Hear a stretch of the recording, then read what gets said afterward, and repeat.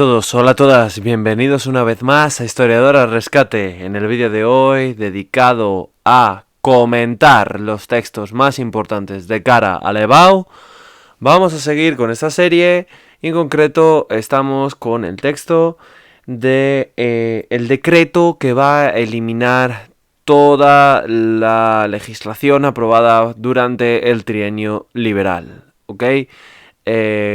Así que vamos a comentarlo. Este decreto de Fernando VII lo tenéis ahí en pantalla, del martes 7 de octubre de 1823, publicado en la Gaceta de Madrid. Vamos a ver qué fue la Gaceta de Madrid, en qué consistió exactamente, en más profundidad, con mayor profundidad, este texto, qué repercusiones van a tener a lo largo de la historia y un poquito su contexto histórico, el tipo de fuente que es. En definitiva, vamos a realizar el comentario de texto para que la EBAU lo petéis, saquéis la nota que queráis sacar y, por supuesto, pues me paguéis con un jamón o con dinero. Acepto ambas opciones, pero bueno, no, tranquilos.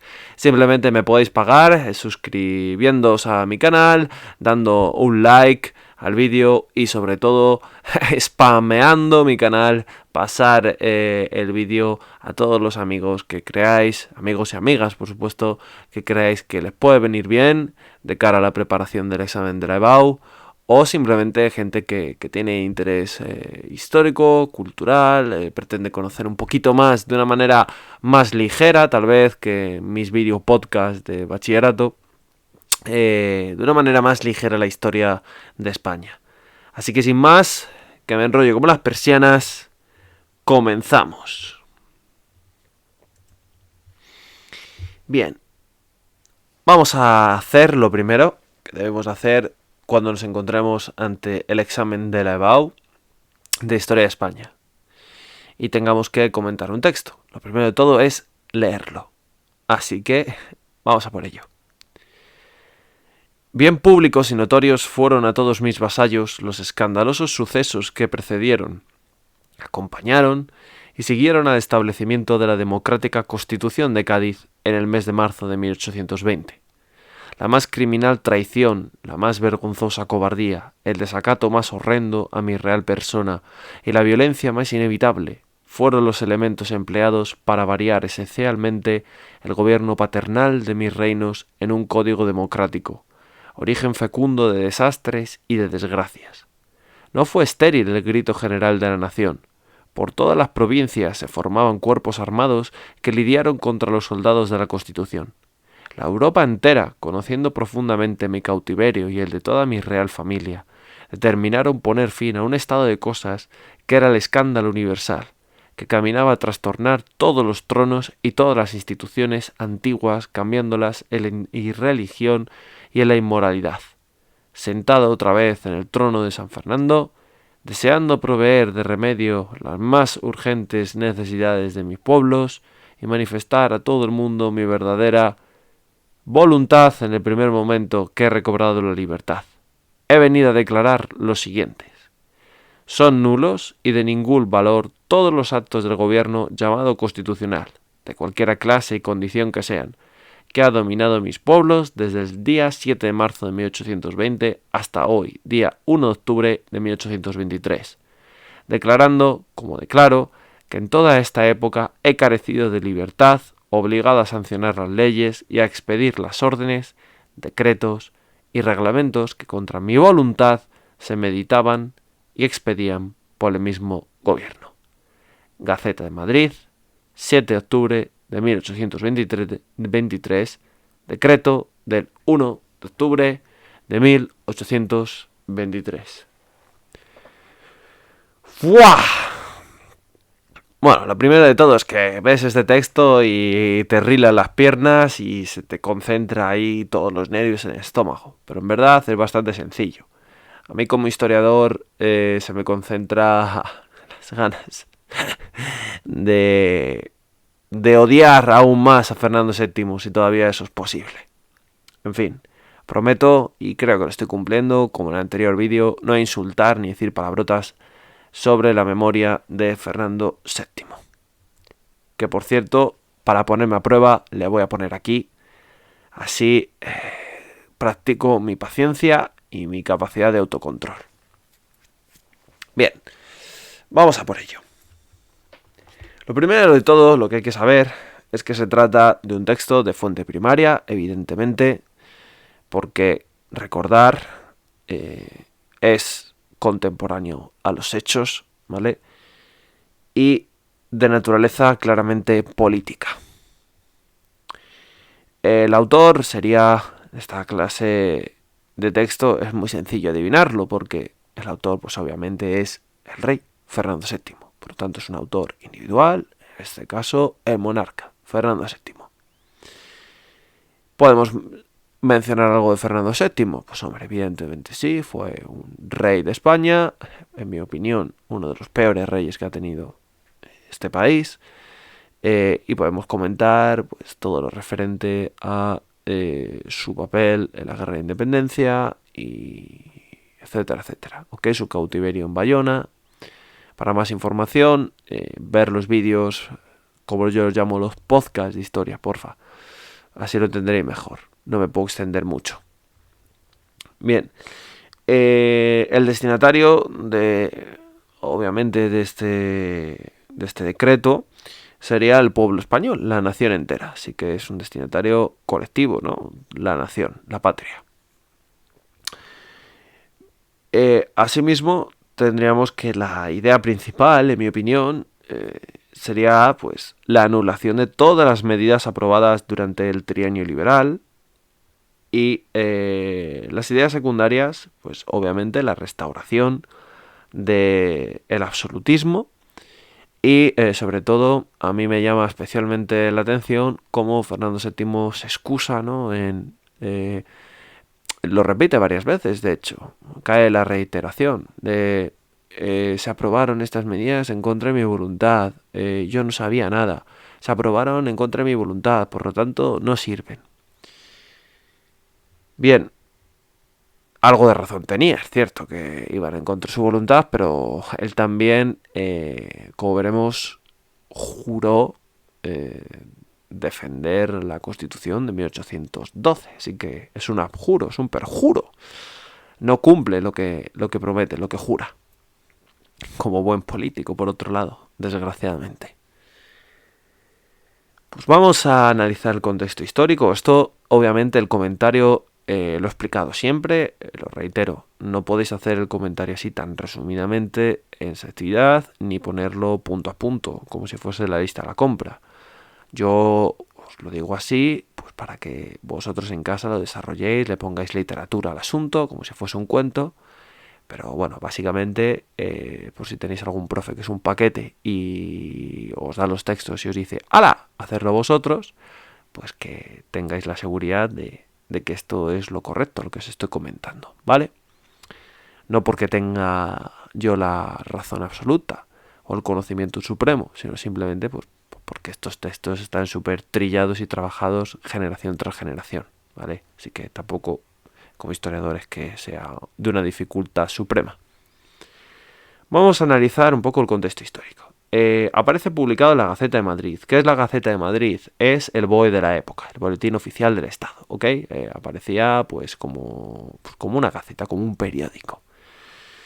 En concreto, tenemos que hablar de que tras la Guerra de Independencia, ya sabéis, muy relacionado con el vídeo anterior, Fernando VII vuelve a la península ibérica después de estar supuestamente retenido en Bayona, en una prisión pues de lujo, jugando al billar y disfrutando de la vida. Vuelve a la península ibérica y claro, vuelve a sus dominios, a España y al Imperio Español, que como ya sabéis era bastante grande. Y la situación ha cambiado. La nación ha estado en armas, ha luchado valientemente contra un enemigo superior en número y ha dado la cara por el destino de la sociedad española y de la patria española.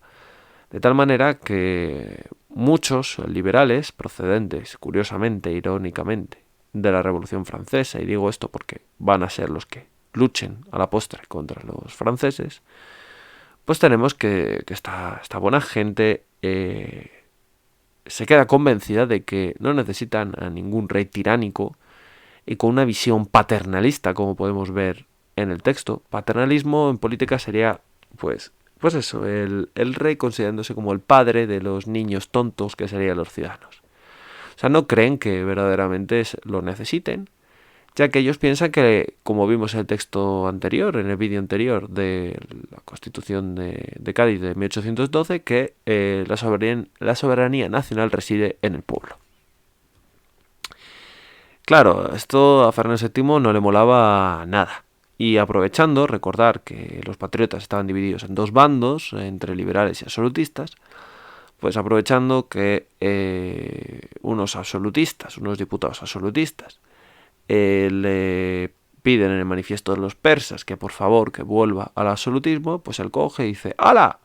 Derogo la Constitución de 1812, todo lo que habéis hecho vosotros, patriotas liberales, no sirve para nada, me limpio el trasero, me lo paso por el arco de Trajano, o el de Adriano, como preferáis, y establece la primera etapa del reinado de Fernando VII, que será conocida como el sexenio absolutista, de 1814, una vez terminada la guerra de independencia, hasta 1820. Bien. A partir de aquí, pues los liberales, obviamente para ellos es una enorme desilusión, porque han dado su vida, muchos de ellos, su juventud y todos sus esfuerzos para conseguir precisamente que España sea un país liberal y moderno. Pero siempre cumpliendo con las tradiciones españolas, con la visión española, no con una imposición extranjera como querían hacer los franceses de Napoleón Bonaparte y de su hermano José Botella o Pepe Botella. Bien, la segunda etapa del reinado de Fernando VII va a ser el trienio liberal, y aquí es donde nos interesa pararnos un poquito más, quizás. Fernando VII pues estaba convencido de ser él el rey absoluto, así que no había ningún problema. ¿Pero qué ocurre? Pues ocurre que los liberales están conspirando en su contra. En los territorios de Hispanoamérica empiezan a surgir los movimientos independentistas, que eso ya daría para otro vídeo, de hecho ya lo tengo en el podcast dedicado a este tema. Pero bueno, recordar que los movimientos independentistas nacen de las clases altas, los criollos, los ricos, y que casi todos están al servicio de Inglaterra y de los enemigos de España, ya que son masones, como el caso de Simón Bolívar. Así que Fernando VII manda a Rafael de Riego, que es un militar, a los territorios de la España americana para sofocar estas revueltas.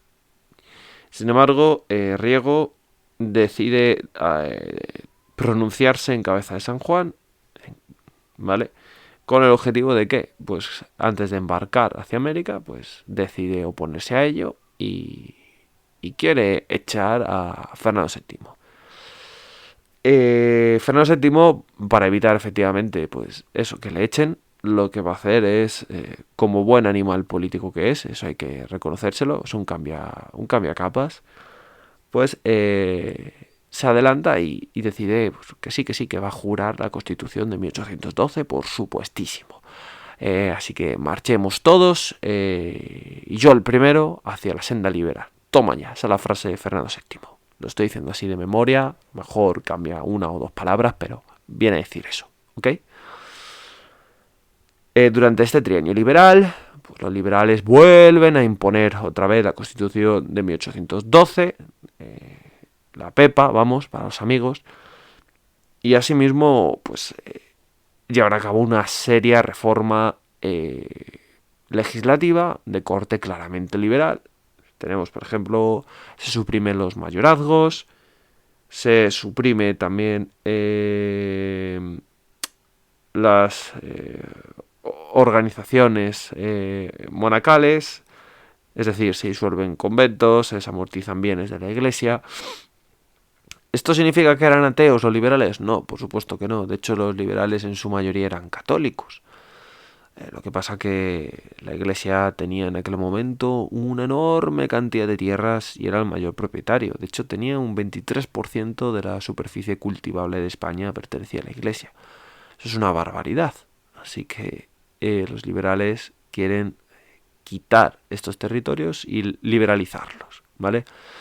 Se cometerá más tarde, por hacer el inciso, un error, ya que tenemos que con la desamortización del liberal Mendizábal se desaprovecha la ocasión perfecta, a mi entender, de crear pequeños propietarios en España, tal y como sucedía en Inglaterra, y al final estas tierras que estaban controladas por la Iglesia van a pasar a estar controladas por grandes terratenientes, gente muy rica.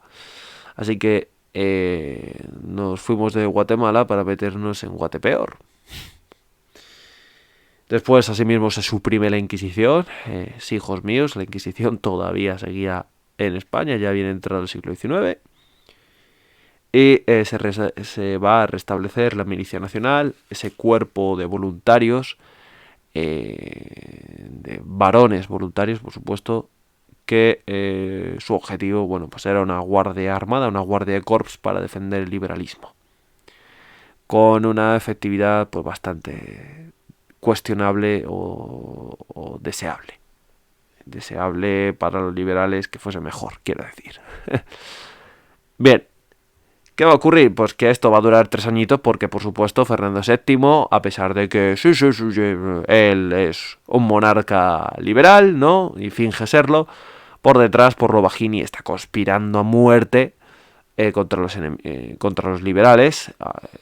¿Con quién cuenta a favor? Pues cuenta a favor con los absolutistas y sobre todo con los absolutistas a nivel interno de los españoles, ¿ok? Y a nivel externo con la Santa Alianza. Recordad que la Santa Alianza era esa organización internacional que se había creado tras las guerras napoleónicas, ¿ok? Entre los principales vencedores de corte absolutista de Napoleón Bonaparte. Así que obviamente Inglaterra no estaba porque Inglaterra era una monarquía parlamentaria, más o menos. Así que tenemos, ¿quién formaba esta Santa Alianza? Pues Prusia, que luego será Alemania, Rusia, Austria y más tarde se sumará la Francia borbónica, una vez restablecida la dinastía de los Borbones en Francia, que durará poquito, como sabemos. Así que esta Santa Alianza le va a dar apoyo a Fernando VII y va a mandar un ejército, el ejército conocido como los 100.000 hijos de San Luis, en el año de 1823. Se les llama los 100.000 hijos de San Luis, pero sin embargo va a estar formado por unos 60.000 soldados, entre ellos muchos mercenarios.